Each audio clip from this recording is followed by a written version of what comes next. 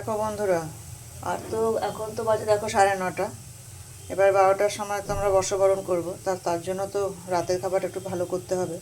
তো দেখো আমি করে নিয়েছি পনিরের এটা আমি পকোড়া করব। অল্প তেলই দিয়েছি আমি একদম, ঠিক আছে। এই পনিরের পকোড়াটা করতে আমি এই যে গ্রেভিটা দেখছো না, এটা পুরো কাঁচা বাদাম। এই দেখো আরও বাদাম ছিল আমার। এই কাঁচা বাদাম গ্রাইন্ডারে পেস্ট করে এর মানে গ্রেভিটা তৈরি করেছি। আর এর মধ্যে দিয়েছি যথারীতি জিরের গুঁড়ো, লঙ্কার গুঁড়ো, গোলমরিচ, হলুদ দিইনি, ঠিক আছে। আর একটু চিকেন মশলাও দিয়ে দিয়েছি, হ্যাঁ, দিয়ে আর দিয়েছি গরম মশলার গুঁড়ো দিয়ে এটি মাখিয়ে নিয়েছি। মাখিয়ে নেওয়ার পর দেখো একটা, আর এই যে একটা বাইন্ডিংয়ের জন্য একটুখানি আমি বেসন দিয়েছি অল্প করে। তা দেখো এরকম একটা করে করে আমি এটা বানিয়ে নেব।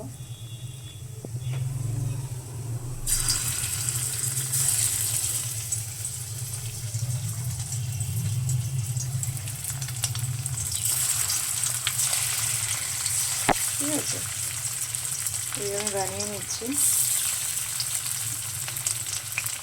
আর এখন খুব গান বাজছে চারিদিকে, আমাদের এখানটা গানটা একটু বন্ধ হয়েছে, আর একটু পরে হয়তো চালাবে। তো তো আজকে রাতে আমি আবার ভেবেছি আমি একটু পনিরের এরকম পকোড়ার পাশে একটু চানা মশলা করে নিই, ঠিক আছে। চানা মশলাটা আমি তৈরি করছি, সেটা তোমাদের দেখাচ্ছি আমি। এই দেখো চানা মশলাটা হয়ে গেছে। এখন আমি এটা ঢেলে দেবো।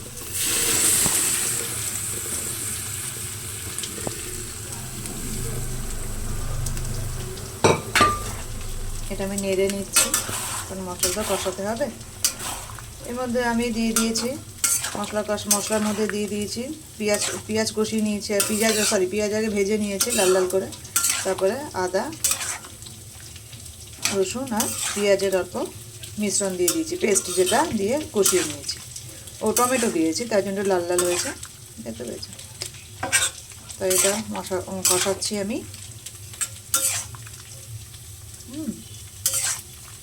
কষিয়ে নেবো। যখন কষানো হয়ে যাবে তখন এটা একটু গরম জল ঢেলে যেভাবে তৈরি করে সেভাবে। আর দেখো মেখে নিয়েছি ময়দা, তাই লুচি হবে আর ছোলা দিয়ে হবে, আর হবে এখানে পকোড়া।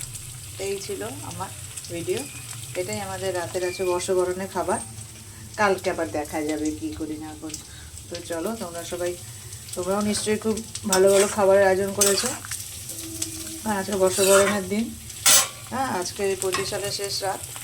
হ্যাঁ, যার যেরকম গেছে বার্তা, সবার খুব ভালো কাটুক আর সবার খুব দিনটা খুব আশাপ্রদ হোক, বছরটা খুব আশাপ্রদ হোক। তো রাখলাম, টাটা, বাই বাই।